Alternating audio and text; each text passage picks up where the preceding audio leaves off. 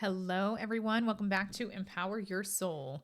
I am here with a shamanic update. I'm really realizing I missed a few classes and wanted to give you an update on how it's going in my shamanism training. So, I think the last time I talked about shamanism, don't mind my rustling of papers here.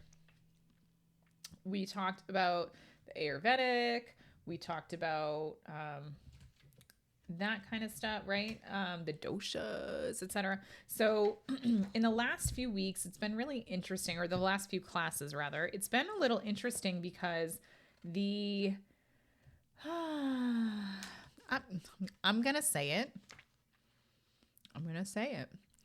I'm not thrilled with what we have been covering in the shamanism class. And I just say that because I think I was looking for more traditional shamanism, and the stuff that we're covering, I think, although very helpful, very insightful, and I'm loving a few of the things that I've learned, not necessarily shamanic in my book. And this is my opinion, and you can take it or toss it in the trash. I don't really care which. So, in terms of the things that we've been covering, I'm looking at my agendas. Um, we've been talking about the use of passwords, which I think I got one nugget out of there, which was a really good nugget. But I loved the idea of passwords and how different words mean different things to different people, which is something I preach about in a lot of my mediumship classes, because 99% of this work isn't necessarily receiving the information. It's just trying to make sure that your client kind of understands the information that's been received.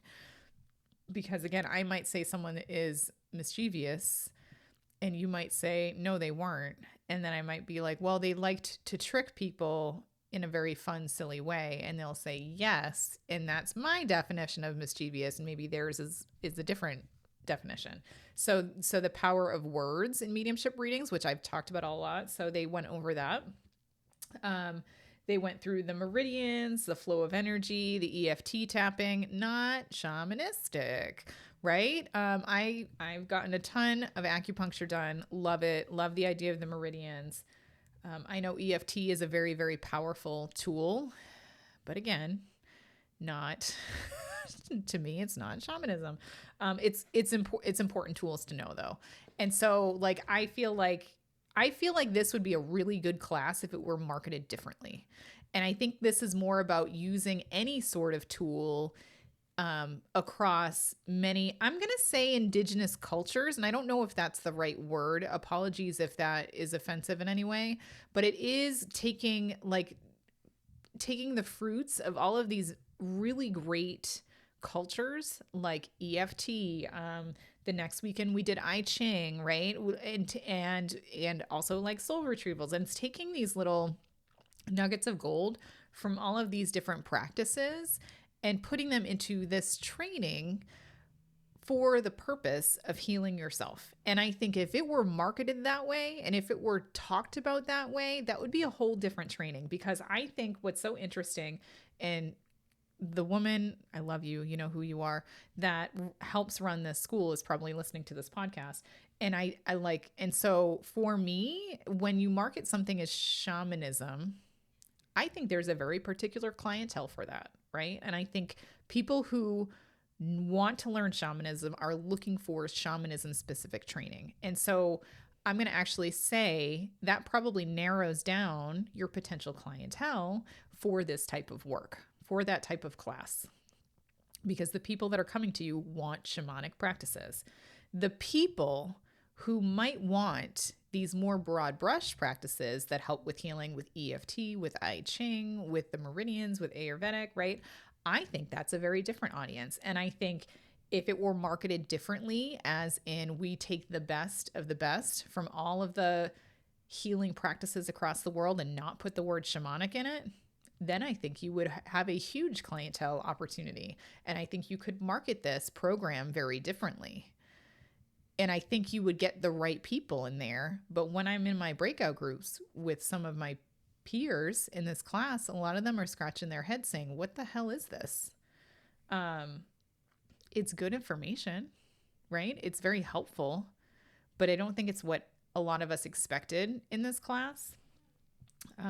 So that's my 2 cents there. So, like I said, we did the I Ching. We did sand painting, which was really cool.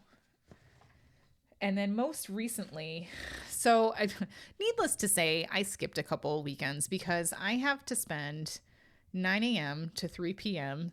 all day Saturday, all day Sunday, sitting in front of my computer after I sat in front of my computer all week. So, needless to say, I've looked at a couple of these agendas and I'm like, nope, I'm good. I'm not wasting my weekend. And so I just caught the recordings afterwards and watched it at 2 times speed. And instead of wasting, sorry, it's the term I'm going to use, instead of wasting, 6.5 hours of my, well, 13 hours in total for these 2 weekends that I was listening to these classes. Instead, I just, got to the meat of it and probably watched the replay that I needed to hear over the course of like an hour, hour and a half tops.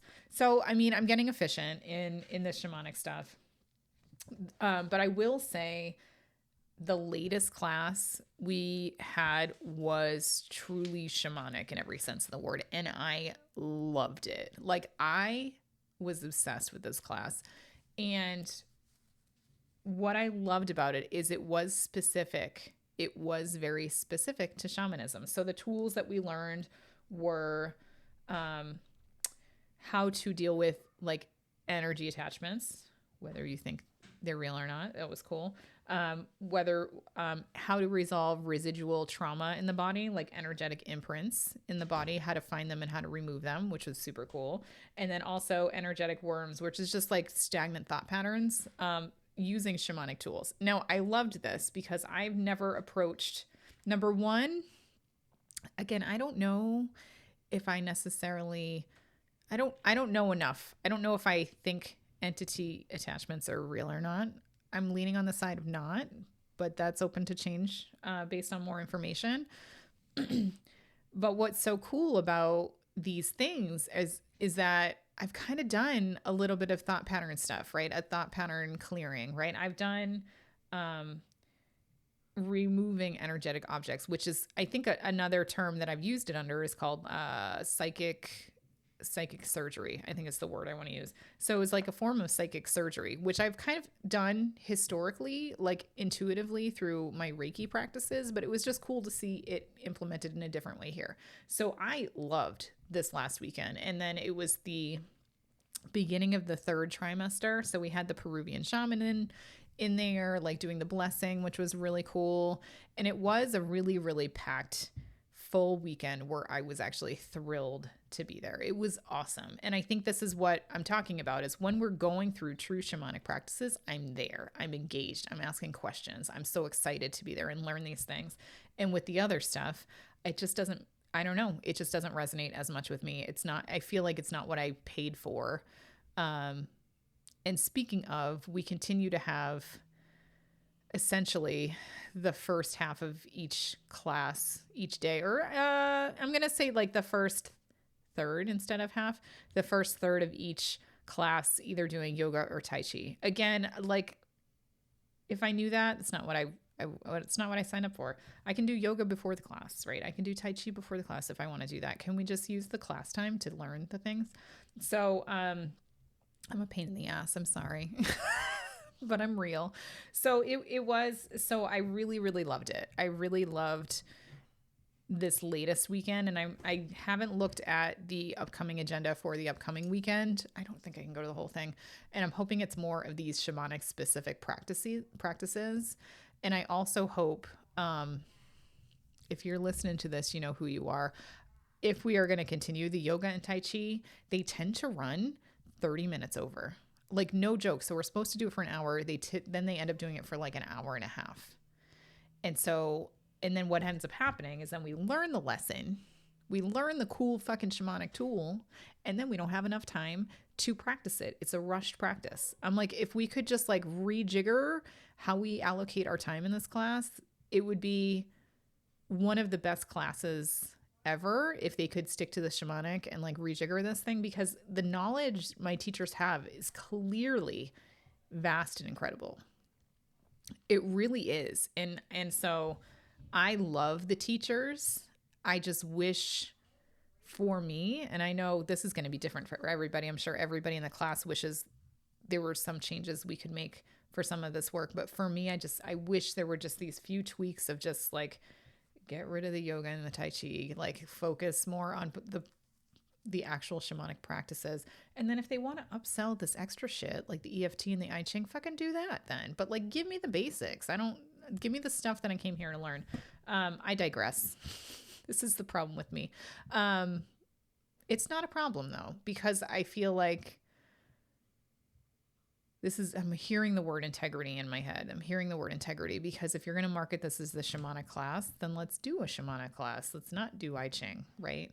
And so I think, and everyone's allowed to do whatever they want to do, but when they're not honest and upfront about it, that's when I have a problem with it.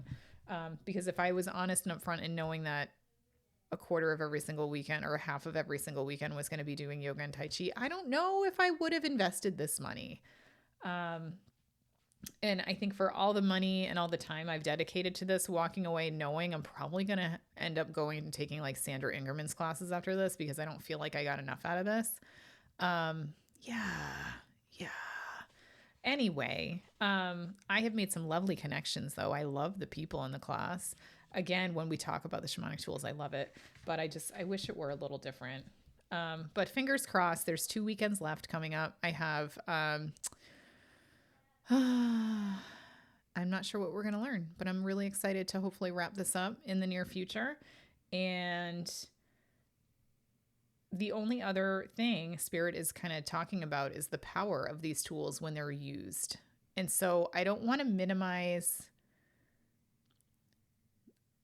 although I bitch and moan a lot about the format of the class for the shamanism class, I have to tell you that in terms of the tools and the practice of shamanism, I really can't express how powerful this work is.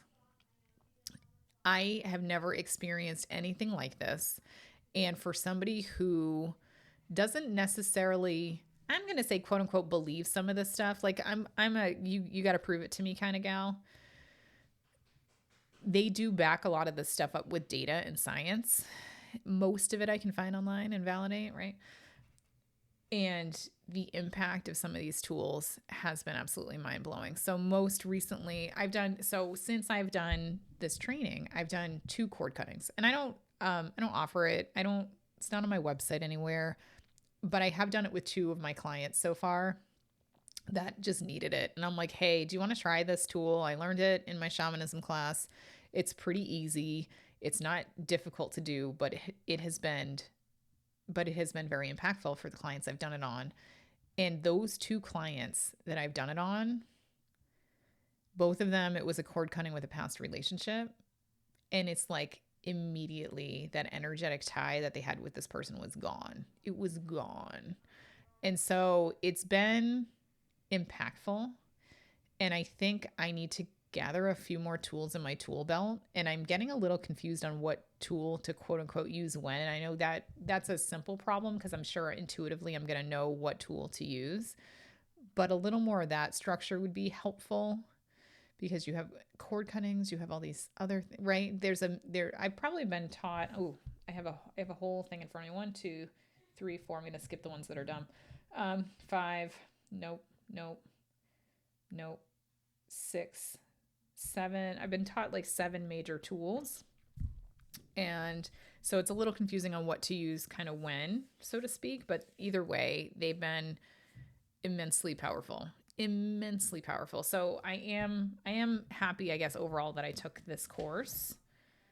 And I'm excited to kind of close it up. And I think the biggest thing as I'm literally closing my journal that has all of my agendas and notes in here.